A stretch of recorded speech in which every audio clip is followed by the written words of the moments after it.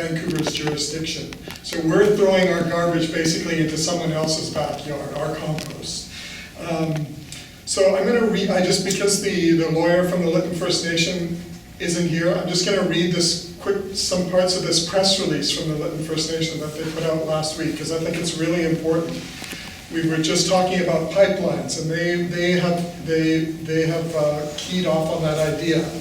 So the Lytton First Nation issued this on June 21st, and the title of the press release is United to Stop Compost Pipeline and Honoring the Botany Valley. And they have a few points. The ban of food scraps and waste by Metro Vancouver has resulted in a pipeline of compost to the Botany Valley in Lytton, BC. The compost pipeline is not consistent with the idea that you have to deal with your own waste, with the idea that you don't throw things into other people's backyard.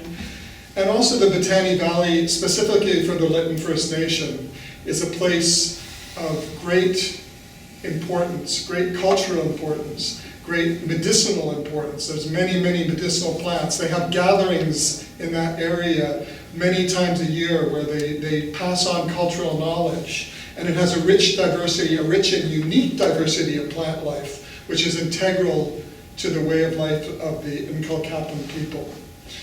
And the compost itself, somebody mentioned that it creates a lot of stink, and that you can smell it throughout the area. There have been over 400 complaints to the BC Environmental Protection Branch about the odor causing people to basically be ill and unable to be outside in their own homes. So Lytton First Nation wants Vancouver to keep the compost pipeline within their own jurisdiction and not be sending it somewhere else.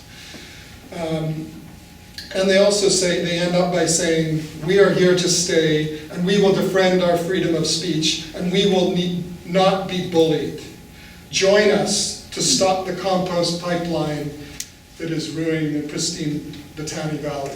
So that's the context of the First Nations and the local citizens that are being sued for speaking out, and as Jason mentioned, specifically to suppress an expert environmental review of the project that was critical.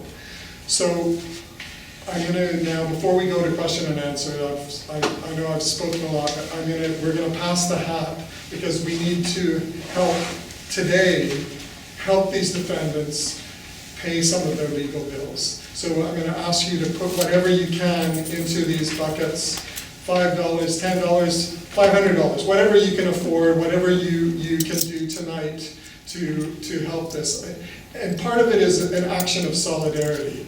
We here in Vancouver, whose compost is being sent up there, need to work together, as Alan said. We need to bring people together to fight together, because if we don't stand, if we're not united, they can defeat us. So we're going to just pass a few buckets and then we can start the question and answer if anybody has any questions.